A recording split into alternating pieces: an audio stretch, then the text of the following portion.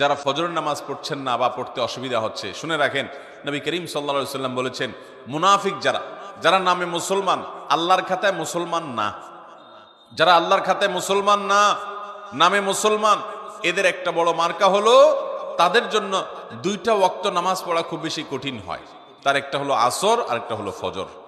এই দুই ওয়াক্ত নামাজ যদি কারোর দ্বারা পড়া সম্ভব না হয়, সে অন্যান্য ওয়াক্ত পড়ে কিন্তু এই দুই ওয়াক্ত পড়তে পারে না, তাহলে সে যেন সাবধান হয়, সে যেন সোজা হয়ে বসে, সে যেন আল্লাহর দিকে দৌড়ায় এবং ঈমানকে নবায়ন করে। কারণ নবী করিম সাল্লাল্লাহু আলাইহি সাল্লাম এটাকে বলেছেন যে এই দুই নামাজটা হলো মুনাফিকদের জন্য সবচেয়ে কঠিন, সবচেয়ে ভারী, এটা পড়তে তাদের সবচেয়ে বেশি অসুবিধা হয়।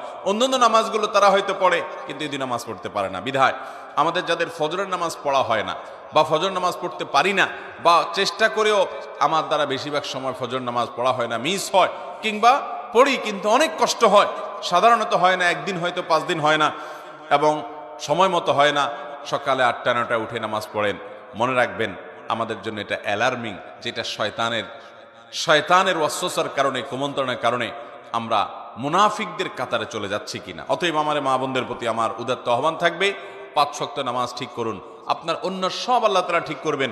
ইন্নাস সালাতা তানহা আনিল ফাহশাই ওয়াল মুনকার, নামাজ মানুষকে অশ্লীল এবং অন্যায় কাজ থেকে বিরত থাকে, বিদায় সেই চেষ্টা করবেন।